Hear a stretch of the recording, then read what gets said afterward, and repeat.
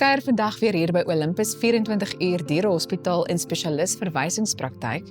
En jy weet nou al teen die tyd dat daar ook 'n paar glansganse is, soos wat ek na hulle verwys, wat ook hier kom aanklop. En vandag is ons eregaste dan nou Sophie eerstens en dan ook Karlien. Karlien, dis so lekker om met jou te gesels en natuurlik ons ander eregas. Ja, wat saamgekom het, maar wat nou wegkruip. Maar ek is seker daarvan hy gaan dalk later ietsie sê, ons sal kyk. Dankie dat ons vandag met jou kan gesels. Vertel ons net eers so 'n bietjie meer van Sophie. Sophie het eintlik 'n interessante storie. Ek het so jaar terug het ek hier aangekom in 'n baie groot paniek. Eintlik met 'n dooie hond. My vriendin het my snelser doodgery. Eers, dit is so 'n traumatiese ervaring en ek het seker maar ek dink as iets soos dood is dan even al kan jy sien okay, dit is die lewe is nie meer daar nie, het jy nog steeds hierdie hoop dat iemand gaan sê nie maar sy lewe eintlik. Ja.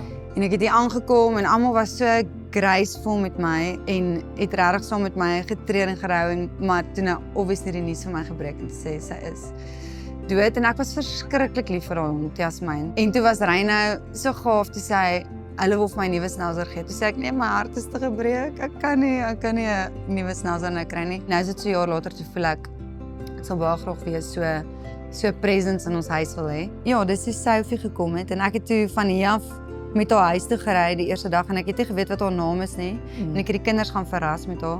Toe het ek so 'n paar name vir haar genoem en toe ek Sophie sê, toe reageer sy vir die eerste keer. Want sy was so stil en toe ek haar die eerste keer optel, toe maak sy soos 'n Superman move. So sy het eintlik self haar naam gekies, so dit vir my klink. Ja, sê. Wat maak julle vandag hier? Sy piepie verskriklik baie. So ek dink sy het dalk 'n blaasinfeksie. Ons was gisterand seker so 10 keer wakker ek en sy. So ek wil nou net kyk of sy okay. En hoekom jy's hierdie dierehospitaal? Ek dink ek het 'n emosionele koneksie met hierdie dierehospitaal. Ek ook, weet jy, ek ook. Rarig. Ja.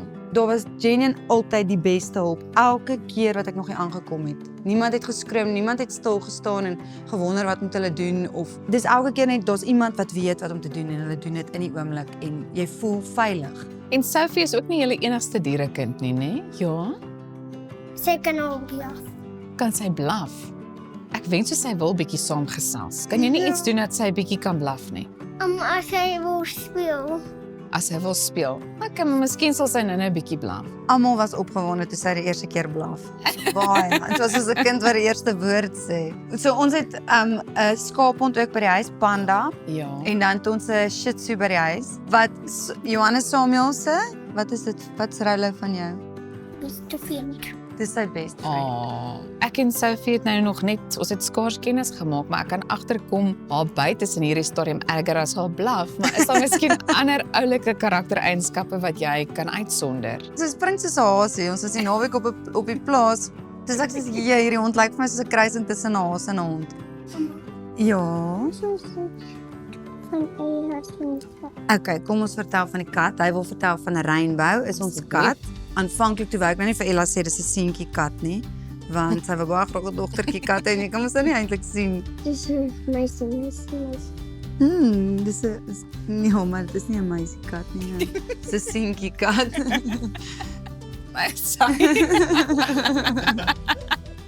Karlien en Johannes Samuel, dankie dat ons vandag met julle kon gesels het en dat ons kennis kon maak met Sophie en sterkte met die res van hierdie kuiertjie by die beste dierehospitaal. Ja, ek waardeer dit. Nou ja, maak seker jy skakel volgende keer weer in wanneer ons weer hier kom kuier.